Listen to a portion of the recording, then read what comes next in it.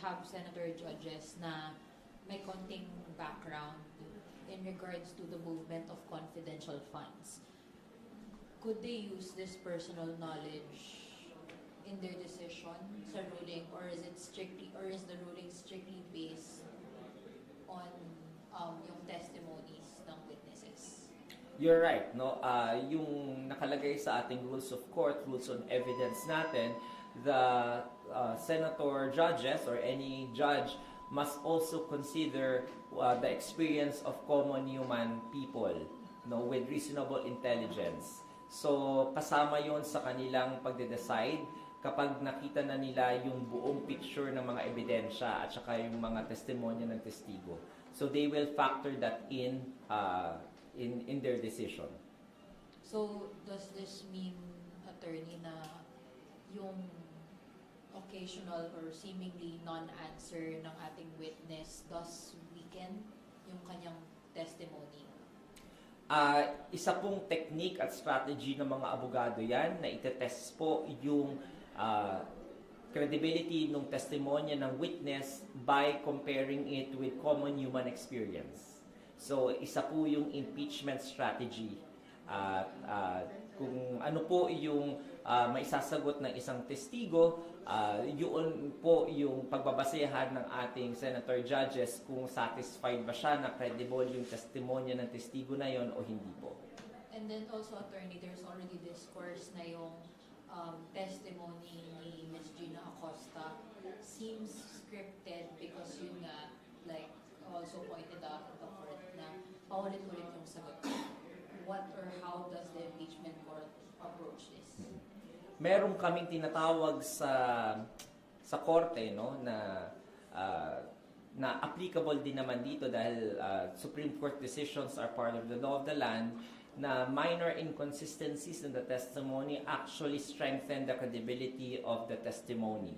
So, ibig sabihin nun, kung ang minor consistency ay nagpapalakas ng credibility ng testimonya at ng credibility ng testigo, then kapag sobrang plakado, ito will go against the credibility of the testimony. I am saying it in a general sense, not only applicable in this case or this particular witness.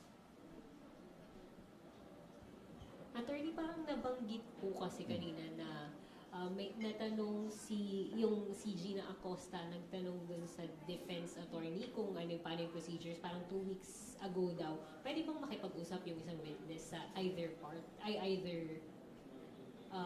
parties?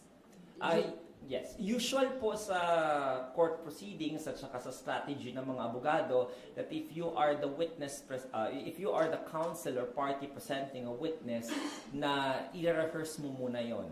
Magkakaroon kayo ng mock na direct or mock na cross-examination.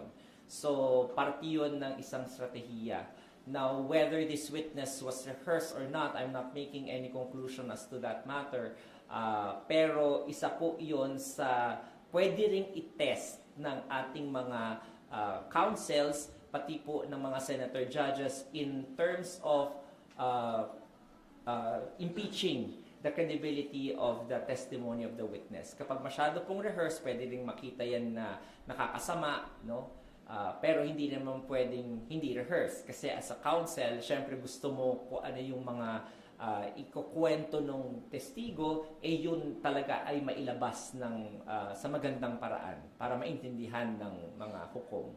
And dahil parang, di ba, hostile witness nga po itong si Gina, so sa defense siya nakikipag-usap. Tama. So, ang isa pong hostile witness, no, pag nadeklara ang isang testigo na hostile witness, yung counsel na nagpresenta ng hostile witness na yun, pwede siyang tanungin ng leading questions, katulad na narinig nyo kanina, at pwede rin siyang i-impeach.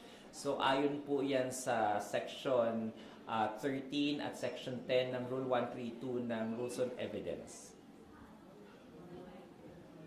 So, attorney, kumbaga, okay lang na may makipag-usap na testigo kung if they're affiliated or hostile witness sila ng isang party, okay lang nandun sila, nagpapa-counsel sila sa kabila.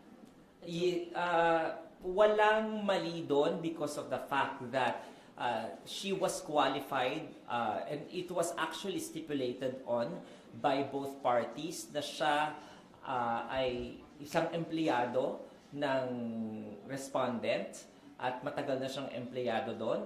At sinabi niya rin na nag-provide ang Vice Presidente ng counsel para sa kanya regarding do sa mga cases na kinakaharap niya.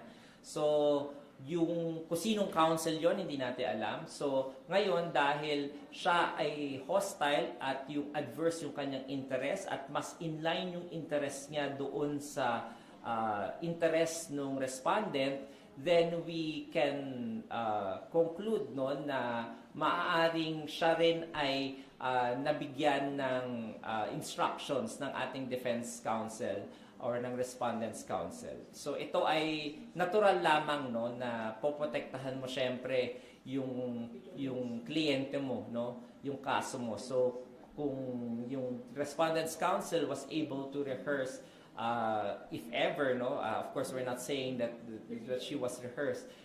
It would not be a surprise to anyone. Shouldn't be a surprise to anyone because any lawyer worth his salt would have done the same thing.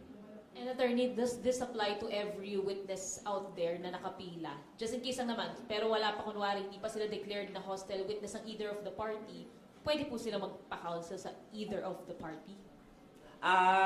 Or dapat po nakalatag? Walang strict rule regarding that matter, no?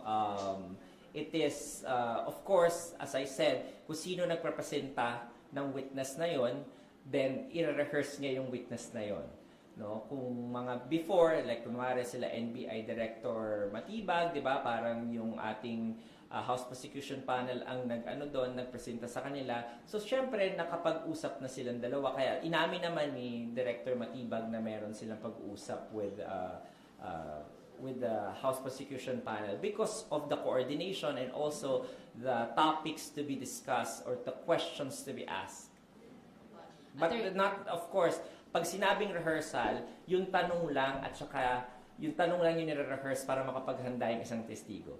Hindi yung, the lawyers cannot supply the answer for the witnesses because that will be considered as witness tampering naman. No?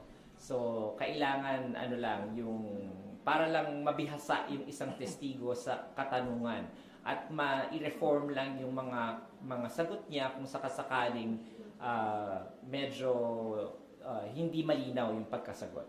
Attorney, does that include yung pagsagot lang ng opo, hindi po? And pag kunwari may cross-exam, parang puro yes or no questions lang yung binabato? Cross-examination po, dahil leading questions usually answerable only by yes or no. And usually kapag ang testigo ay sumobra sa pagsagot na yun na yes or no, makikita ninyo, nagpapamove to strike yung isang counsel para sasabihin niya unresponsive to the question. Attorney, question lang din po, dito sa MedCert at communication po ng camp ni Edward Fajarda, ngayon lang po ba talaga napagbigay alam na may ganitong condition po siya? O kasi po yung timeliness lang, kumbaga nang may ganito bigla ang letter, while we're yet to know kung ano talaga yung nangyari po sa kanya. Ngayon lang po ba? O nung pinasabi na parang may info na po na ganito yung mangyayari? I haven't seen the medical certificate yet, no? And I haven't seen kung kailan yung actual na confinement niya. So I have to get back to you on that. Pero as to the information, today lang naman pina-receive yung copy na yun ng letter na yun mula sa counsel ni Mr. Fajarda attaching such medical certificate. So normal naman sa aming mga abogado na meron talaga mga instances na ganyan. And kaya pinapa-examine din ng ating presiding officer yung veracity ng information na nakalagay dun sa liham na yun, kung totoo yun o hindi, para makita yung actual na situation or physical ni Mr. Fajarda, if he is really unfit to testify for this week, para lang to confirm. And attorney, should he really be unfit for the entire trial? Bahala na po yun. Ang bola nasa prosecution na. Kung ano yung sunod na gagawin. Tama. Ang bola nasa prosecution na dahil whether to drop him or to continue presenting him as a witness at kung kailan yun, anong oras, anong araw siya iprepresenta, paano nila ilalatag yung testigo na yon, it's up to their prerogative. Attorney, yung sa ano lang, yung sa argument ng defense kanina, yung sa 5-day rule, kasi nga bigla ang magpapaliban muna si Edward Fajarda. Tapos wala yung 5 days notice para dun sa susunod na witnesses. Ang 5-day rule, kung maalala ninyo, was ruled by the presiding officer in the pre-trial order na ang bibigyan dapat ng 5 days notice yung each party para doon sa mga unlisted na mga testigo. Kapag nakalista yung testigo na yon, only 3 days ang kinakailangan na palugit para bigyan mo ng advance information na iprepresenta mo. So, technically, dapat, dahil nakalista naman si Mr. Fajarda ever since sa pre-trial order tsaka sa pre-trial brief ng House Prosecution Panel, it shouldn't be 5 days, but 3 days. Pero sir, yung dun sa susunod na witnesses, kasi parang sabi nila hindi sila masyado makapaghanda, yung sa tatlong AFP officials. Sa AFP officials also, nakalista po yun sa pre-trial order, so ang mag-a-apply po ay yung 3-day notice. But for next Wednesdays. Parang sinabi ni presiding officer na baka mauna lang yung direct examination ng isa sa mga AFP officials na yon sa Wednesday at baka hindi naman matapos yung cross-examination. So the respondents' counsel would be given the chance naman enough time to prepare for their cross-examination kung sakaling Monday mangyari yung cross-examination at Wednesday mangyari yung direct examination ng unang testigo na AFP official na si Mr. Boransing II. Yung 3 days, so kung kunwari po sa case po na yung AFP, kung 3 days, so Monday, Tuesday, Wednesday, yun po ba ang Ano po? kung sa case po ng AFP, yung tatlo, for yung sa impeachment kayang days po ba? Dapat 3 days before, ibig sabihin nun. So kunwari, Wednesday ang hearing, dapat na sabihan mo siya ng Sunday.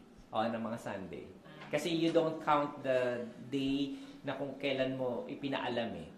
So, I mean, those are preferred dates naman, but the court will be liberal in implementing the number of days so long as wala namang undue prejudice to each party. Kaya kanina sinabi ni presiding officer, wala namang ganong prejudice sa inyo kasi baka hindi namang matapos yung direct examination nung first AFP official na si Mr. Boransing II sa Wednesday, then you still have enough time. Yun lang naman ay para makapaghanda ka doon sa cross-examination mo. Attorney, para lang makapaghanda din kami, bago din schedule, trial schedule next week. Hindi ko pa po mako-confirm yan, no, kung mauurong na ba tayo ng hapon o hindi, no. So, pero hintayin po natin, bibigyan naman tayo ng advance notice ni presiding officer. So, if not tomorrow, baka Wednesday po. That's for the trial Kasi iniisip po schedule next nila, week. yes po, and moving forward po. Kasi iniisip po nila na parang let's have a clean cut, no, na tapusin na yung Agosto bago pa mag-iba yung mga schedule. And for, advance notice to the witnesses and the parties.